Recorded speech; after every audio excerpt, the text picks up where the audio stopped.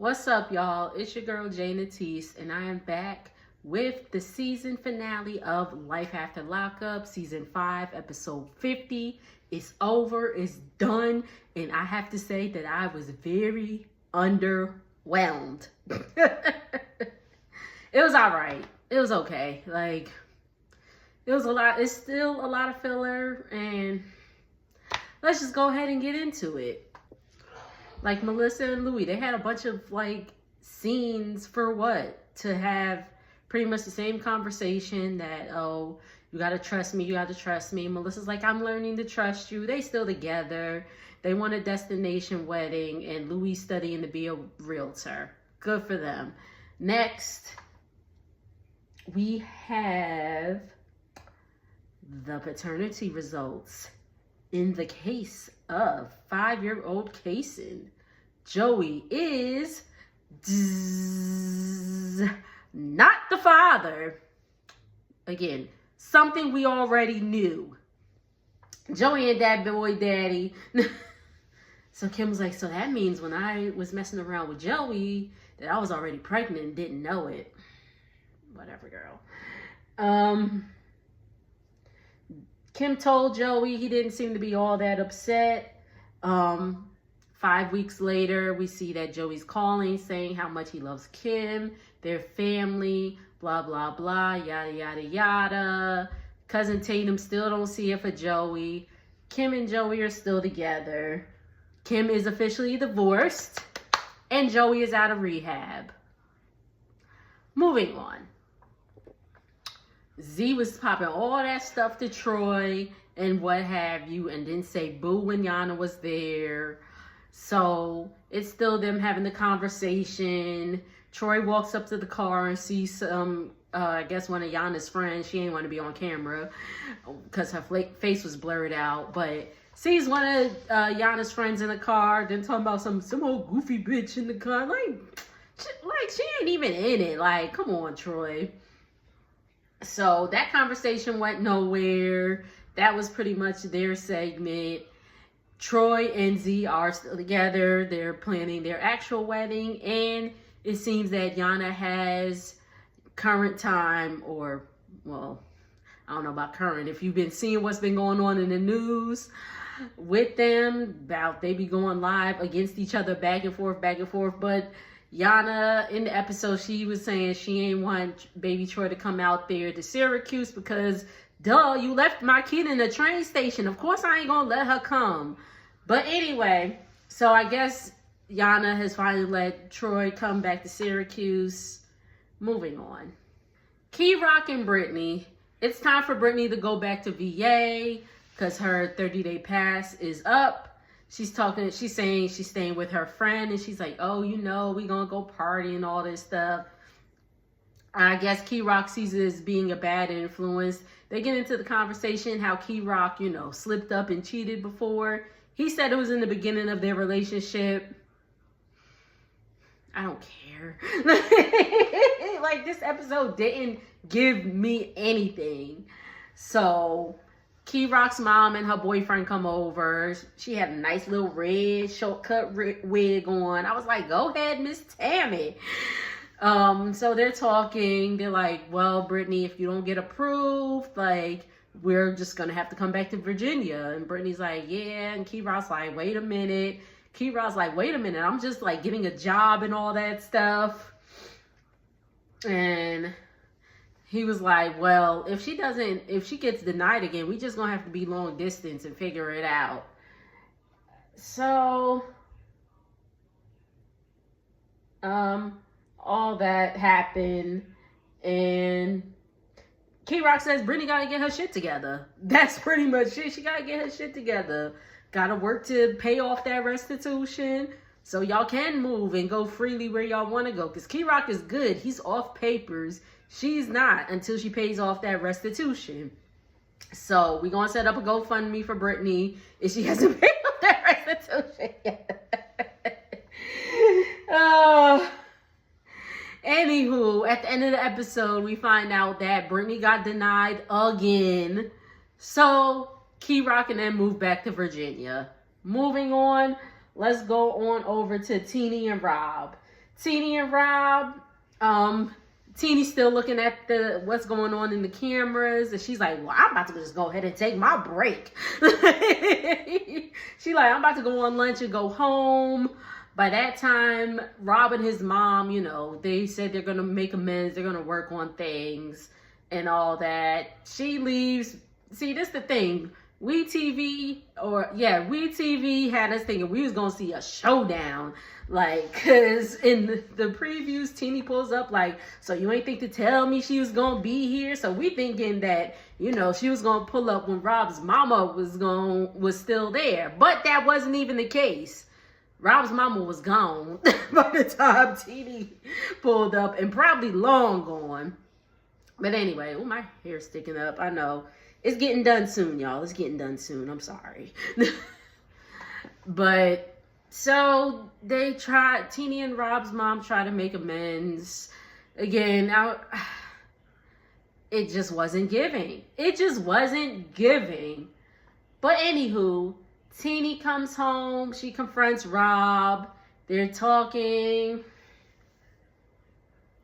They both swear that Teeny didn't put her hands on Rob's mom first. We have all saw the tape. She mushed her. And in the confessional, they're like, so you didn't put your hands on Rob's mom first? She's like, that's not even in my character.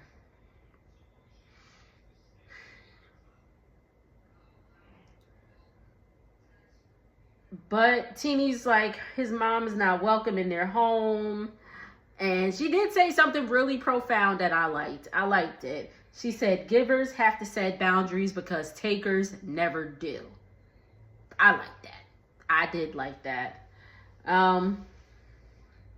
But since filming, they haven't Rob and his mom haven't spoken. And he got that tattoo of his "May I speak to the manager" extra mode. Let's move on. It's the day of baby Maddie's birthday party. Justine is tired. Her mom and her grandmother arrive. They have the party. It goes off successfully. She has a moment to talk with her mom and her grandma, and they talk about, she finally tells her mom about all the risks that happened with this pregnancy and all that stuff. Justine's mom is actually a trauma nurse, so she gets it.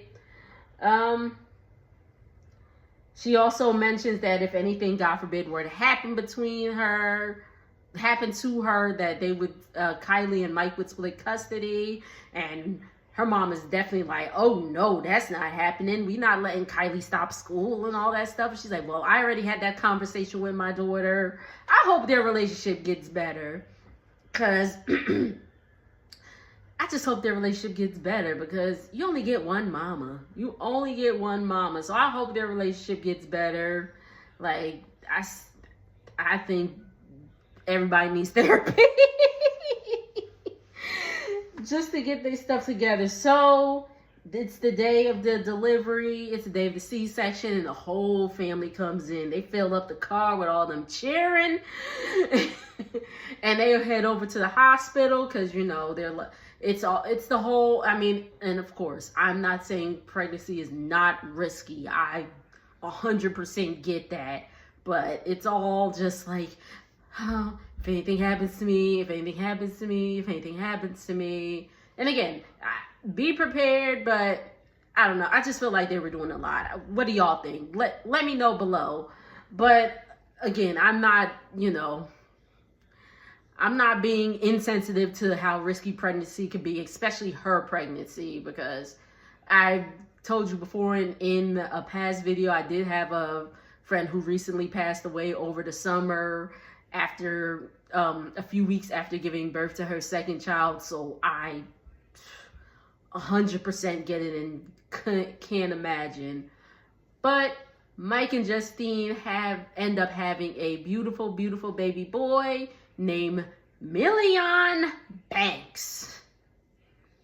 That's a choice. I kind of like it. I kind of like it.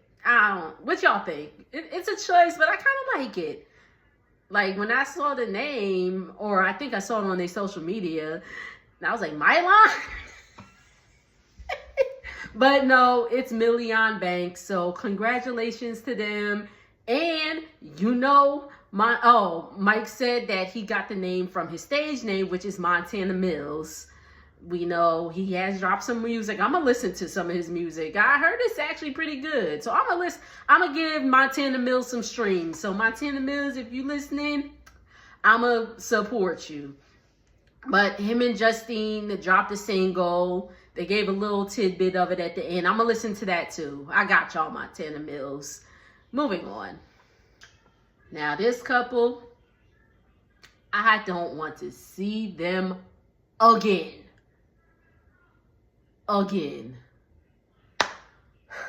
Bianca and Daniel. So they're getting ready to go out on a date, and we conveniently see that Daniel slips the promise ring in his back pocket. Hey, they go out to a Japanese garden, which looked really nice. There was the koi fish in the pond. Beautiful scenery. So they go sit down and talk, and Bianca's just like, I just feel like we're not on the same page and all that stuff. She's asking him what's holding him back from marrying her. And I'm like, girl, how many times we got to tell you he just got out of jail? Like, yes, we understand. He was talking all that la when he was in jail, because that's what they do. That's just what they do. They're like, oh, when I get out, I'm gonna do this, I'm gonna marry you, this, that, and the third. And then they get out, they have a taste of reality, and they're like, okay, this is what I want, or this is not what I want, or maybe I want it, but not this second. So Daniel breaks it down, and he's like, listen, I just got a job. We don't have substantial income to get a new house. And she's like, we can afford a new house. Like, girl, like, you talking about your savings that you got from that settlement. Like, that money ain't gonna last forever. Like, unless you got installments for life, that money ain't gonna last forever. So Daniel's just like, come on, like, I'm not trying to live off your savings, eh? And he just started working, he just got out of jail, and all that. So he pulls out the promise ring, and she's like, ah. And then he says it's not an engagement ring, and she was like,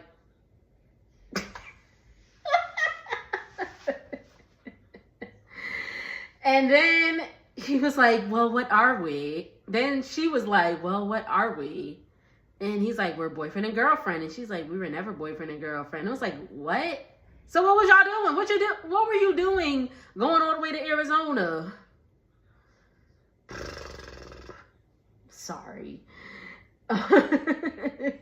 Bianca's just so damn ungrateful. He's like, it's just a promise ring to show that I'm committed to being with you. And Bianca, it didn't fit. He put it on her ring finger on her right hand. Y'all know the wedding band goes on your left ring finger. He put it on the right one, and it didn't fit. It fit on her middle finger, and in the confessional, she was like, yeah, it fits on my middle finger, and that just seems appropriate. And she flips the camera off. She's just so damn immature. So damn immature. Like, so they're walking, and she's like, where did you get this? The dollar store? Like, you look like, bruh, he should have got that shit from the dollar store. How about that, okay? How about that? Because you acting real ungrateful. Like, again, what did you expect him to do? Did you expect him to buy a ring and get a payment plan when he ain't got no job so the ring could get repossessed? Bianca. Bianca. And then Daniel in the confessional, it was crazy. It wasn't crazy, but he was like, I'm with somebody who does not know what love is, who doesn't love herself, and does not believe that Daniel loves her like he says he does. And I was like, preach it, brother Daniel. Preach it. But he says he did not love himself at 23, as many people probably didn't. Nah, child, 23 was rough. I'll just keep it at that. Okay? And then she's just like, well, you know, I'm going to stick it out because what else am I going to do? Break up with him? If you're unhappy, yes. Save y'all both the trouble and just freaking leave. Shit. In the update, we see that they got a new place together. Again, when were these updates taken? Because we now know, well, this came out like really recently, that Daniel's been cheating and I guess they're broken up now. But that's it, y'all. That's it. Thank y'all so much for tuning in. Again, if you like what you see, make sure to like, comment, and subscribe. We are on the road to 100 subscribers. Yes, I think I'm at 89. So, you know, tell a friend to tell a friend. I want to try to make 100 by the end of the year. So we got a few days left, few weeks left. So come on, let's run it up, y'all. And thank y'all so much for tuning in. Wait, hold up. Before I forget, we have Love During Lockup coming up next week. I will be recapping it. We're going to keep this train going. We got fresh new cast. I hope they deliver because this season they delivered in the beginning. They delivered in the beginning and then I don't know what happened. But once again, thank y'all so much for tuning in and have a good day. Later.